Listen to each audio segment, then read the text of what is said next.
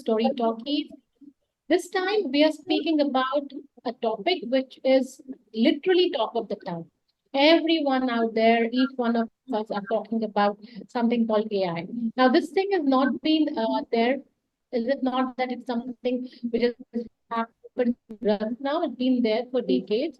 But for reasons that we all know, it has caught our fancy right now. So we'll talk about AI, generative AI, its impact, the pull factor, the ethics, and where are we headed?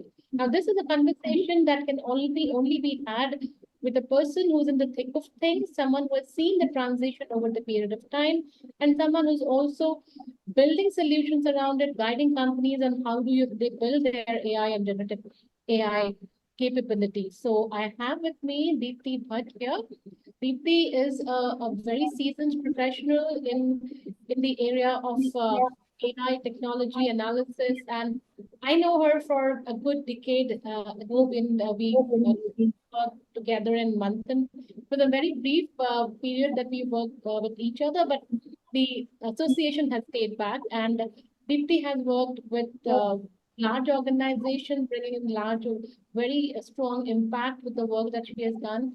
Apart from Manthan, which is now Alganami, she has worked with Metric Stream, she has worked with global organization and has actually put money on the table by showing the impact. I think you have 70% of revenue that you have been able to deliver in a short period of time for Metric Stream, if I'm not wrong. And there are other stuff that you have actually, so Dipti has been someone who has actually shown the impact when she's working on the solution. So it's a pleasure speaking to you, Dipti, and I understand right now you are working as a solopreneur, building the capabilities for organization. And it is a, as I say, right, the saying goes, it's the best of time, it's the worst of time. So how does the AI, the whole buzz around this technology sound to you as an insider? Thank you, Nidhi, for inviting me on this uh, theme of story talkies. It's an interesting theme, and thank you for the elaborate discussion. I really appreciate. As you said, the the the relationship goes long, and that way the relationship with AI also is long. In fact, let me start by saying that artificial intelligence is not something new, or generative AI per se is not something new. It had been there always. So let's talk about some background. You know, uh, while generative AI hit the mainstream only around late 2020 with the launch of ChatGPT, basically, I would call ChatGPT a chatbot capable of, human seeming interaction.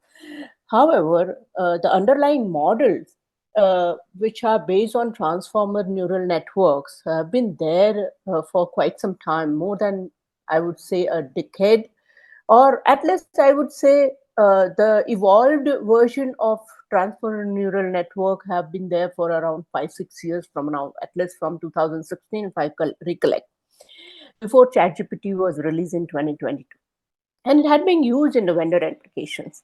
So, in my view, as I said, that generative AI is an evolving trend. It's rather ongoing evolving trend rather than a new paradigm.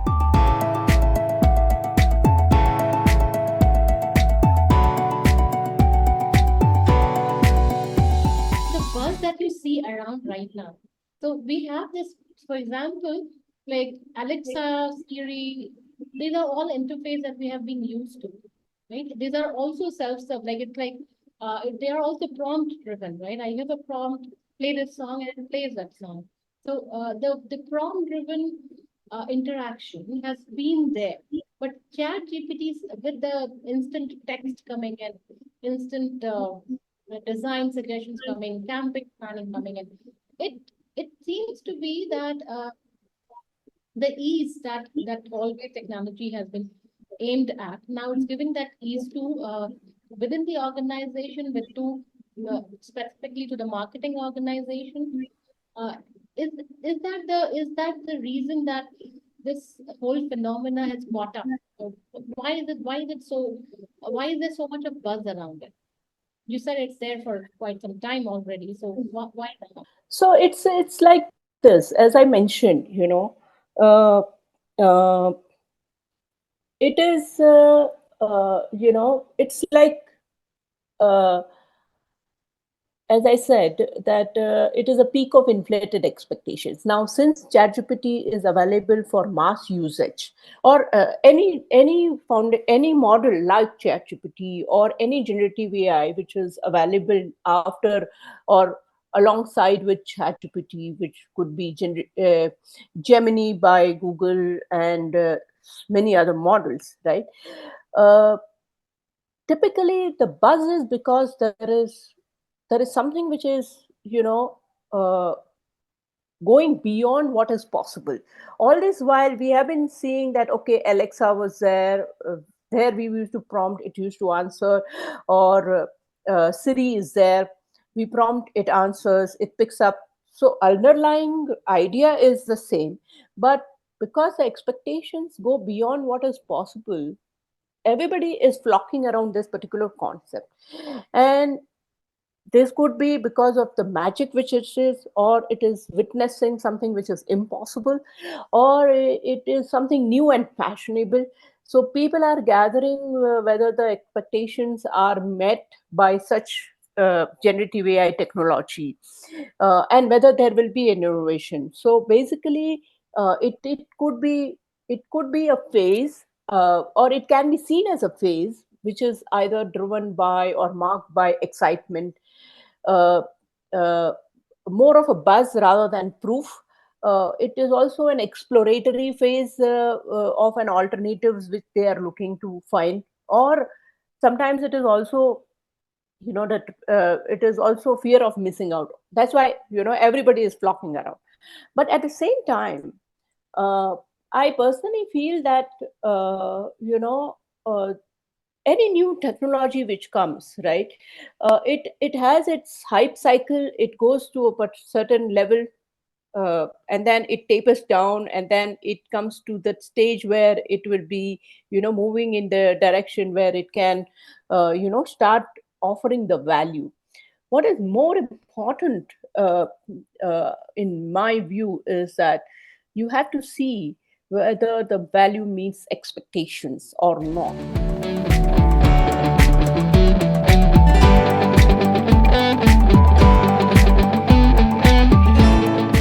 So with every technology, there seems to be a paradox of innovation versus ethics.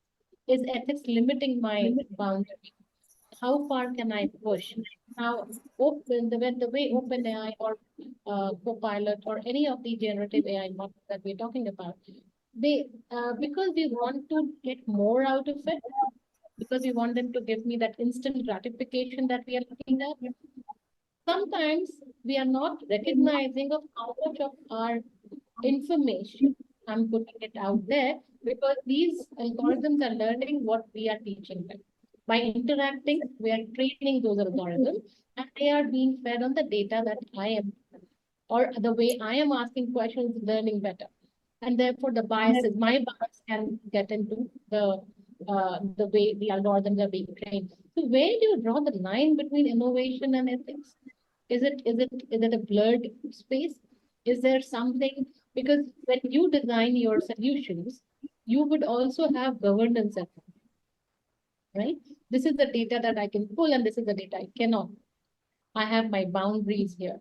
So when you're managing access, like for example, you look at authentication, who can you allow, who cannot be allowed. So you are building an ethical boundary there. You're creating some space. Now, is that space being blurred in the way we are interacting with these algorithms without knowing? Like most people won't even understand that I've actually compromised my privacy by asking a set of questions to ChatGPT, right? But that's happening. Exactly. It's a very interesting question, Nidhi.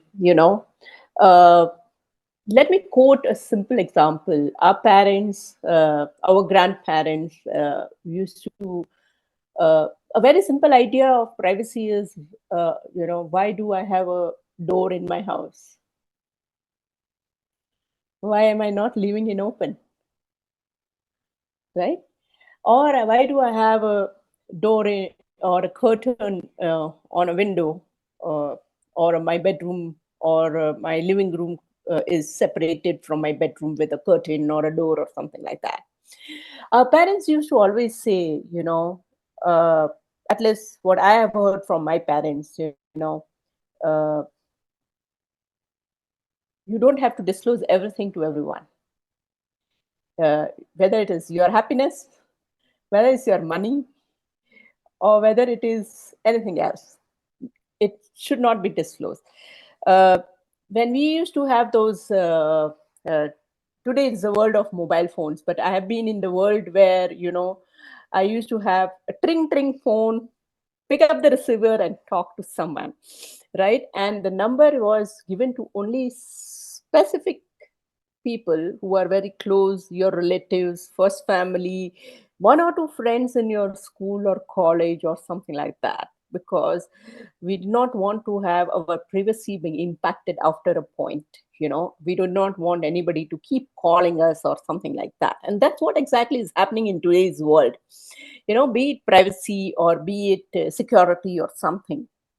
While everybody is it's good that we share our happiness, we share our experiences, we want people to know, but the very idea of uh, bombarding the information uh, on these platforms is also leading somewhere to the negative aspects in the life. There is a world of darknet operating, but I will not go on those tracks.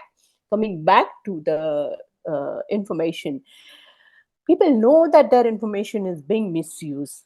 Uh, People know that their information is shared in some or the other ways, but people still don't stop themselves from sharing this information. It's very easy. If somebody asks, okay, you give me your social security number, and you just speak social security, sitting in a public area, you are speaking your social security number, passing it on for a certain work which needs to be done, but that's not the way it has to be done.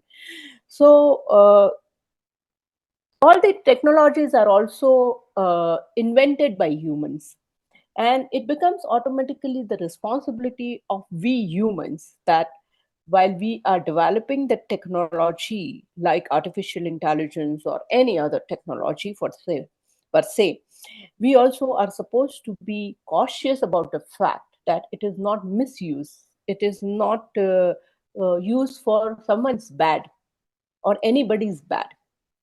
And while technologies are evolving faster, humans are not able to keep the pace with the evolution of the technologies. And then it is like, okay, now how do we ensure that the information which I'm going to give it to ChatGPT is not misused, or information which I'm putting on internet is not being misused, or advertising or marketing companies are not misusing my data, or someone else is not getting my information, be it security number or anything else, or bank account details, or anything for that matter.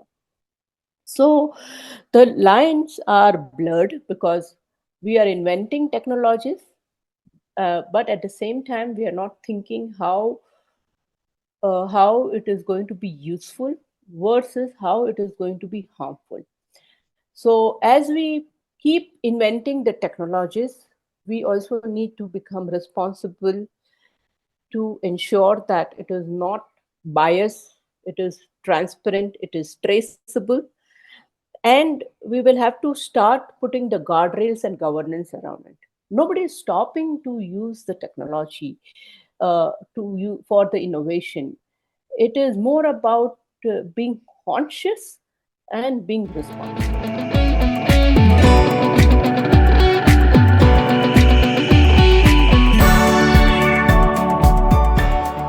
One of the things that we are seeing with generative AI and the way it is, the reason it is called fancy of so many people is the instant gratification. It's like a vending machine. You go and say, hey, I need to write an essay, and it will write it for you. Hey, I need to write a blog, it will write it for you. You want to know, so and I think that is where the tool has caught the fancy of people. It allows you to get your answers immediately. Now we have something called prompt engineering. People are learning how to ask questions so that the tool can answer you. So it's like ask and it's given, that kind of a environment we have come to. But is that the use case? Is that the reason this technology, or is that the whole purpose of generative AI? Because we are somewhere missing the wood for the trees. We Very are just valid question. Uh, uh, Very valid question, Nidhi. Uh, the See, if I had to talk about what is the ChatGPT or generative AI purpose, or what it can do, basically it can generate a prose, it can do code development, it can summarize long text into a shorter, it can classify the content, it can answer the questions, it can translate or convert the language, including programming language. So there are various areas where such large language models like ChatGPT or Gemini, or previously known as Bard or whatever. So these are not the right examples. These are just the starting point. They are the usage area. They are not use cases. If you ask me the use cases, right? Typically, if I have to say generative AI in sales and marketing, then it has a potential to engage with customer on a website or using a chatbot. Provide the recommendation, provide the product description, customizing the email. So these are the right use cases if you want to really use it. Like for example, Copilot can draft an email based, or it can basically take the notes and create a mail after your meeting is concluded. So that's the right example. If I have to have an email drafted to my consumers or to my customers as a sales and marketing professional, I would want to recommend the products and not just pick up something which is there in the huge uh, content driven world or intranet, whatever you want to call it as, where you know loads and loads of content is lying, right? And what exactly is done is basically it's kind of a advanced search where it picks up the content, or rather it picks up the content on which it is being trained, it rephrases and it presents, right? But the use cases are different. For example, in customer services, you know uh, you can have the chatbot for intent identification, summarizing the conversation, answering the customer questions from a search, or directing customers to the resources. For example, if I have to go and find some information about a bank related information, then there is a knowledge base available, the links are available. But if I don't have the patience to search, then I may use chatbot, who will actually put me that, okay, my query is related to credit card, and I go and do it. So that's how the customer satisfaction can, or customer success or customer service can be. The classic example is in healthcare, where such applications can simplify the language of description of the medical information and treatment recommendation. In education, it can create personal learning experience like tutors, it can generate a learning plans or custom learning material. In development, software development, as I said, that one can actually write the code or convert the code. So these are the and example of Copilot. It's like a personal assistant.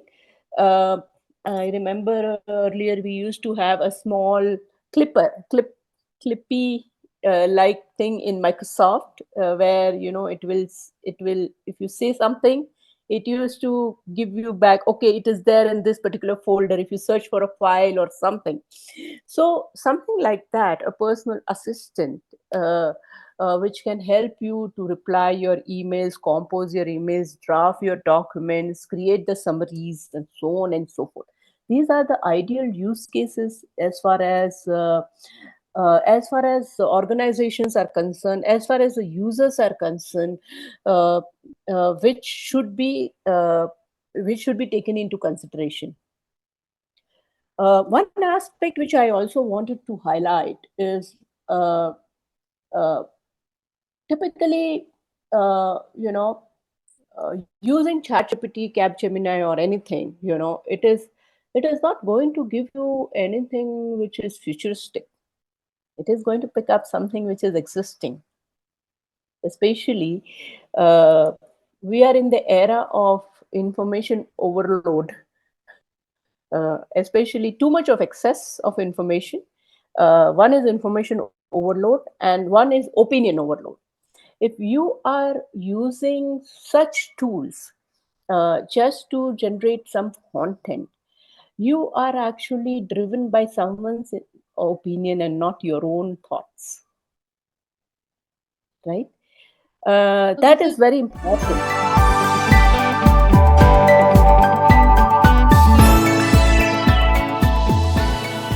I'm living on borrowed wisdom, second-hand information, right?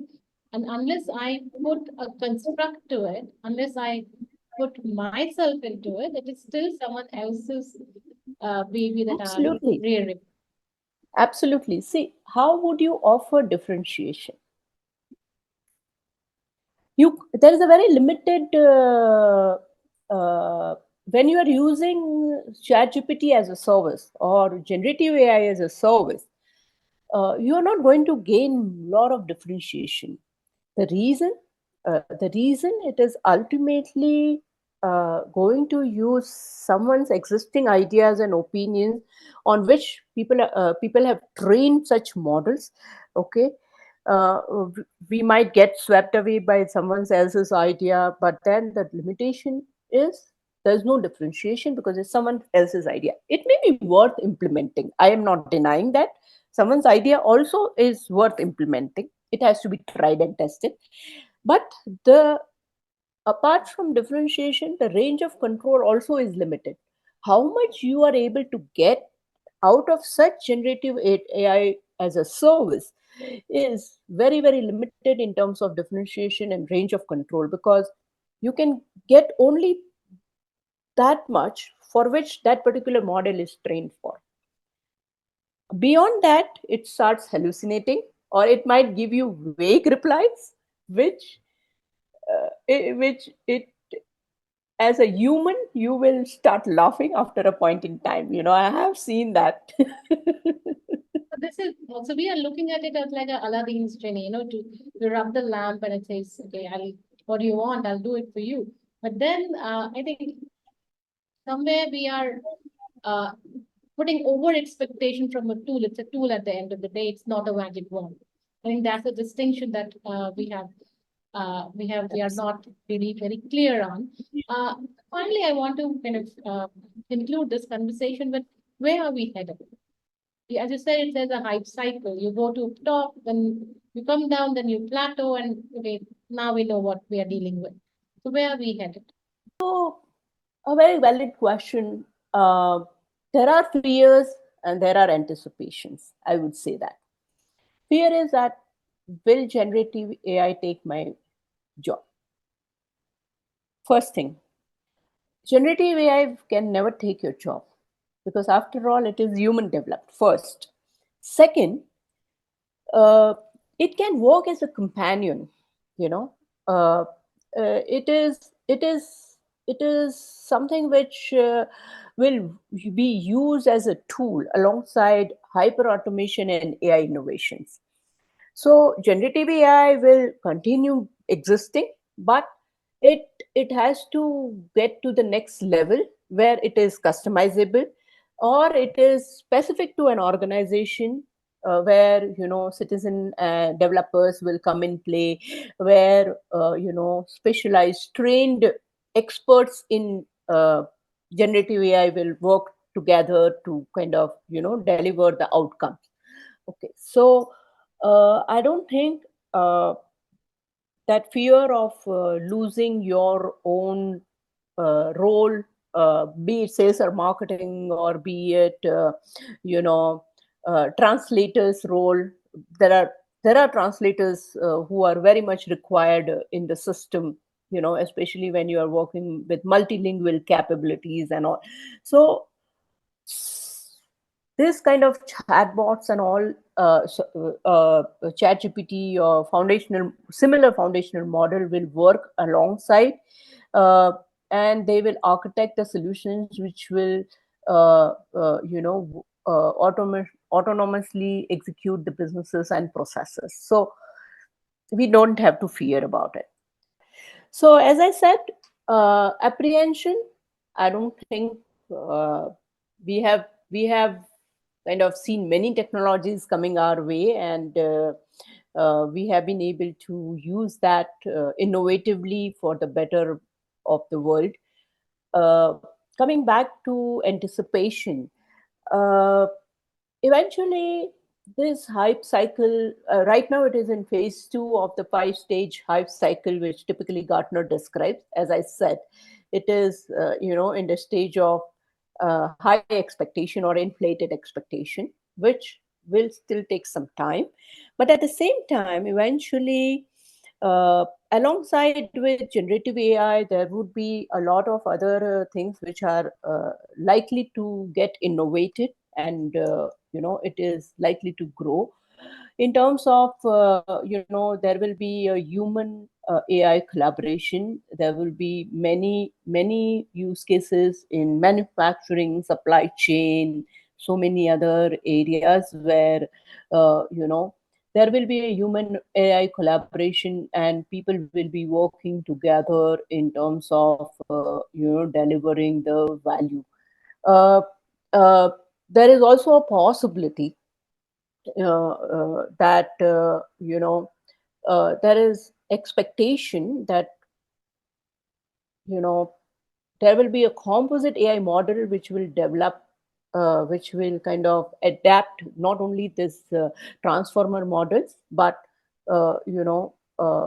it will combine different uh, algorithms, techniques in order to develop something which is more meaningful, and it has value which it can deliver. The one area which is typically coming, that uh, by 2026 or 2027, there will be humans engaging with robo colleagues. Basically, nothing but the virtual colleagues who would be contributing to enterprises and uh, companies to work.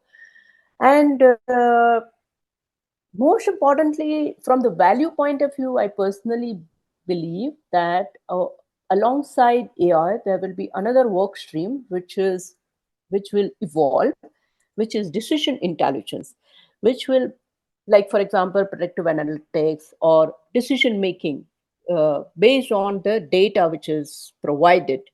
Data is very crucial when we are using any such technologies of artificial intelligence, right? So my anticipation is, and a lot of other researchers and uh, scientists, the data scientists and the academician are predicting that you know there will be decision intelligence which will supersede generative AI or artificial intelligence, or it may work in parallel with artificial intelligence, combining the best of both worlds. So technologically, there's two lot of things to look forward to, as you say. We are just at so the hype that we are seeing around at this moment. Well, it is more more like a Alice in Wonderland kind of a situation where you're just getting fascinated by what you're seeing, but this is not the use case. As you said, this is more usage.